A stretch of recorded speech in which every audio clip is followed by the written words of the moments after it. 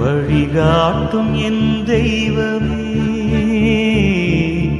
துணையாக எனில் வாருமே. அன்பான சகோதர சகோதரிகளே, இன்று நாம் தொடக்க நூல் 47ஆம் அதிகாரத்தை வாசிக்கப் போகிறோம். என்னுடன் இணைந்து திருவிவிலியம் முழுமையாக வாசிக்கும் பயணத்தில் நீங்களும் இணையுங்கள். தொடக்க நூல் 47.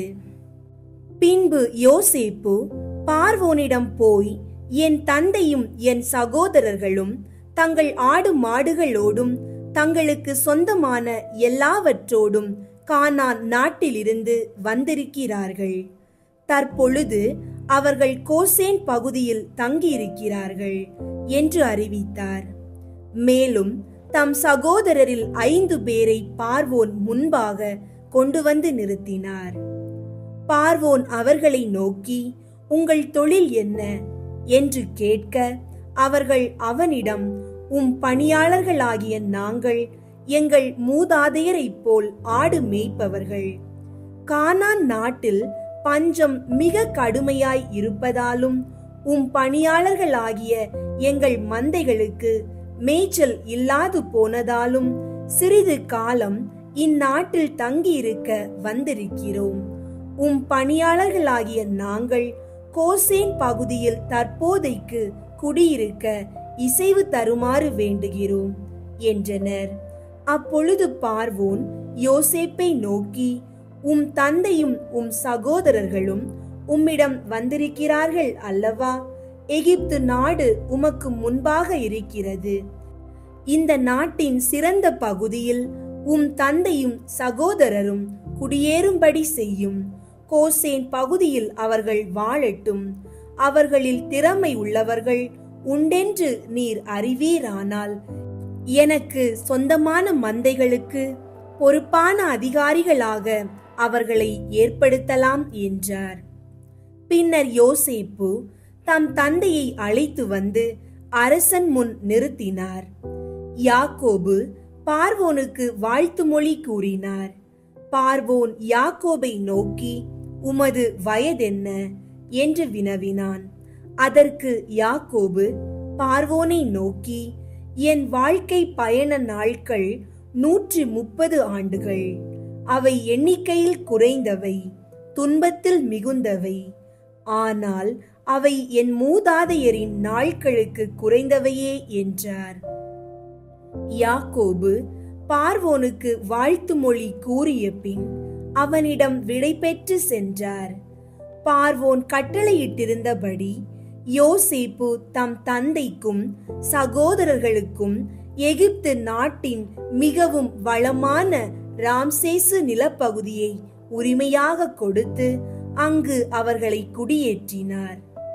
மேலும் யோசேப்பு தம் தந்தை, தம் சகோதரர், தம் தந்தையின் குடும்பத்தார் அனைவருக்கும் அவரவர் பிள்ளைகளின் எண்ணிக்கைக்கு ஏற்ப உணவளித்து அவர்களை பேணி காத்து வந்தார்.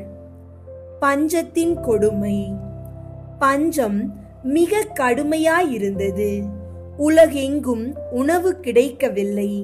குறிப்பாக எகிப்து நாடும் கானான் நாடும் பஞ்சத்தால் வாடின. எகிப்தியருக்கும் கானானியருக்கும் தானியம் விற்றதால் கிடைத்த பணத்தை எல்லாம் ஒன்று சேர்த்து யோசேப்பு பார்வோனின் அரண்மனைக்கு கொண்டு வந்தார். எகிப்து கானான் நாடுகளில் பணம் தீர்ந்து போன போது எகிப்தியர் எல்லாரும் யோசேப்பிடம் வந்து, எங்களுக்கு உணவு தாரும், பணம் இல்லை என்பதால் முன் நாங்கள் ஏன் சாக வேண்டும் என்றனர். அதற்கு அவர், உங்களிடம் பணம் இல்லையெனில் உங்கள் மந்தைகளை கொண்டு வாருங்கள், அவற்றுக்கு பதிலாக உங்களுக்கு தானியம் தருவேன் என்றார். எனவே அவர்கள் போய் மந்தைகளை கொண்டு வந்த போது யோசேப்பு குதிரைகளையும் ஆட்டு மந்தைகளையும் மாட்டு மந்தைகளையும் கழுதைகளையும் வாங்கி கொண்டு அவற்றுக்கு பதிலாக அவர்களுக்கு உணவுப் பொருட்கள் கொடுத்தார். இப்படி கால்நடை எல்லாம் ஈடாக பெற்று அவர்களை அந்த ஆண்டு காப்பாற்றினார்.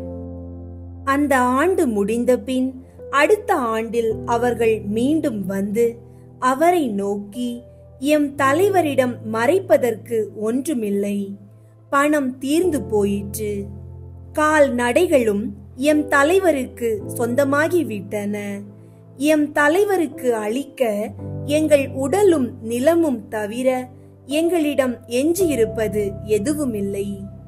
உம் கண்முன் நாங்களும் எங்கள் நிலமும் ஏன் அழிய வேண்டும்? எங்களையும் எங்கள் நிலத்தையும் உணவு பொருளுக்கு ஈடாக எடுத்துக்கொள்ளும். நாங்களும் எங்கள் நிலங்களும் பார்வோனுக்கு உடைமைகளாயிருப்போம். நாங்கள் சாகாமல் உயிரோடிருக்கவும் நிலம் பாழடையாமல் இருக்கவும் எங்களுக்கு தானியம் தாரும் என்றனர். அவ்வாறே யோசேப்பு எகிப்திய நிலம் முழுவதையும் பார்வோனுக்கென்று வாங்கிக் கொண்டார். ஏனென்றால் பசியின் கொடுமையால் எகிப்தியர் அனைவரும் தங்கள் வயல்கள் எல்லாவற்றையும் விற்றுவிட்டனர். அந்த நாடே பார்வோனுக்கு சொந்தமாயிற்று. எகிப்தின் ஓர் எல்லையில் இருந்து மறு எல்லை வரை இருந்த மக்கள் அனைவரையும் யோசேப்பு அடிமை வேலைக்கு உள்ளாக்கினார். அர்ச்சகர்களின் வயல்களை மட்டும் அவர் வாங்கவில்லை. ஏனென்றால் பார்வோன் அவற்றை அவர்களுக்கு மானியமாக கொடுத்திருந்தான். பார்வோன் அவர்களுக்கு தந்திருந்த மானியத்திலிருந்து அவர்கள் உண்டு வந்ததால் அவர்கள் தங்கள் நிலபுலன்களை விற்கவில்லை.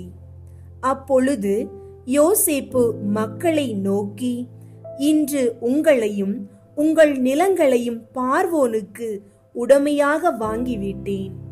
இப்போது உங்களுக்கு விதை தானியம் தருகிறேன். அதை நிலத்தில் விதையுங்கள். விளைச்சலில் 1/5 பாகம் பார்வோனுக்கு செலுத்துங்கள். எஞ்சிய 4 பாகம் உங்கள் வயல்களுக்கு விதையாகவும் உங்களுக்கும் உங்கள் வீட்டாருக்கும் பிள்ளைகளுக்கும் உணவாகவும் இருக்கட்டும் என்று சொன்னார். அதற்கு அவர்கள், எங்கள் உயிரை காப்பாற்றி விட்டீர். தலைவராகிய உம் பார்வையில் எங்களுக்கு தயை கிடைப்பதாக. நாங்கள் பார்வோனுக்கு அடிமைகளாகவே இருப்போம் என்றார்கள். யோசேப்பு எகிப்து நாட்டில் நிலச்சட்டம் ஒன்று கொண்டு வந்தார். அது இன்று வரை வழக்கில் உள்ளது. 1/5 பாகம் பார்வோனுக்கு உரியது என்றாயிற்று. அர்ச்சகர்களின் நிலபுலன்கள் மட்டும் பார்வோனின் உடைமையாகவில்லை. யாக்கோபின் இறுதி விண்ணப்பம்.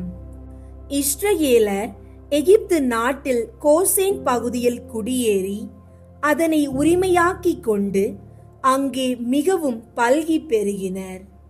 யாக்கோபு 17 ஆண்டுகள் எகிப்து நாட்டில் இருந்தார். அவரது வாழ்நாள் மொத்தம் 147 ஆண்டுகள்.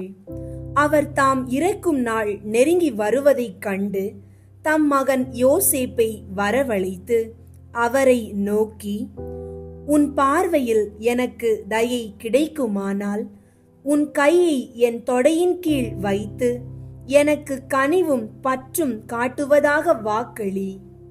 என்னை எகிப்து நாட்டில் அடக்கம் செய்யாதே. நான் என் மூதாதையரோடு துஞ்சிய பின் என்னை எகிப்தினின்று எடுத்துக்கொண்டு சென்று என் மூதாதையரின் கல்லறையில் என்னையும் அடக்கம் செய் என்றார். அதற்கு யோசேப்பு, நீர் சொன்னபடியே செய்வேன் என்றார். அவரோ, எனக்கு ஆணையிட்டு கொடு என்றார். யோசேப்பும் ஆணையிட்டு கொடுத்தார். அப்பொழுது இஸ்ரவேல் படுக்கையின் தலைப்பக்கம் திரும்பி தொழுதார். ஆண்டவரின் அருள்வாக்கு. இறைவா, உமக்கு நன்றி. அன்பார்ந்தவர்களே, கடவுளின் வார்த்தை உயிர் உள்ளது, ஆற்றல் வாய்ந்தது. அத்தகைய இறை வார்த்தையை படித்து பலன் பெறுவோம். இயேசுவின் ஆசீர்வாதம் உங்களோடும் உங்கள் குடும்பத்தோடும் எப்போதும் இருக்கட்டும். ஆமேன்.